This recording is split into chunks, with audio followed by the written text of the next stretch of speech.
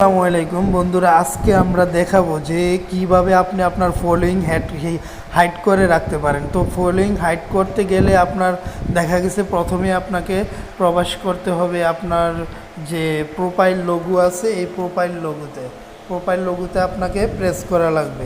তো আমি আমার প্রোফাইল লোগোতে প্রেস করলাম। প্রেস করার পর এখানে দেখতে পাচ্ছেন যে সেটিংস আইকন দেওয়া আছে। তো এই সেটিংস আইকনে আমি প্রেস করব।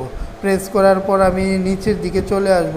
নিচের দিকে চলে আসার পর আমি এখানে দেখতে পাচ্ছি যে একটা অপশন আছে, how people find and contact you, যে লোকজন আপনার সাথে কিভাবে আপনাকে খুঁজে পাবে এবং কিভাবে যোগাযোগ করবে।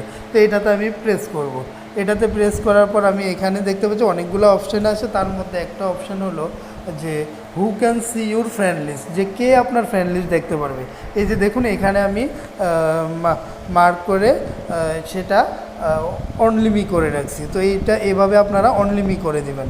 তো এখন আমার এখানে কাজ শেষ। এখন আমি ব্যাকে চলে যাব। ব্যাকে যাওয়ার পর আমি একটু নিচের দিকে আসলাম। নিচের দিকে স্ক্রলিং করার পর এটা পেলাম যে ফলোয়ার্স অ্যান্ড পাবলিক কন্টেন্ট। এই ফলোয়ার্স অ্যান্ড পাবলিক কন্টেন্টে আপনি প্রেস করবেন। তো ফলোয়ার অ্যান্ড পাবলিক কন্টেন্টে আমি প্রেস করলাম। করার পর এখানে একটু নিচের দিকে স্ক্রলিং করে আসব। আসার পর আমি দেখতে পাচ্ছি এখানে একটা অপশন আছে যে who can see the people page and list you follow, যে আপনি কাকে ফলো করেছেন এবং আপনার লিস্টে কারা আছে। তো এইখানে এটা পাবলিক করা, এটা যদি পাবলিক করা থাকে তাহলে আপনার সবাই দেখতে পারবে, আর এটা যদি পাবলিক করা না থাকে তাহলে সবাই দেখতে পারবে না। তো এখন আমি এখানে প্রেস করব, যে পাবলিক দেওয়া আছে এখানে আমি প্রেস করব। এই পাবলিকে প্রেস করার পর এটা আমি অনলিমি করে দেব। এটা যদি আমি আমি অনলিমি করে দিলাম।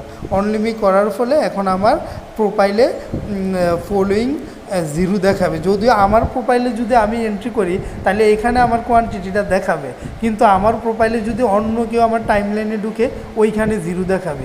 এভাবেই আপনারা আপনাদের ফলোয়িং চাইলে হাইড করে রাখতে পারেন। ধন্যবাদ সবাইকে, ভালো থাকুন। আসসালামু আলাইকুম।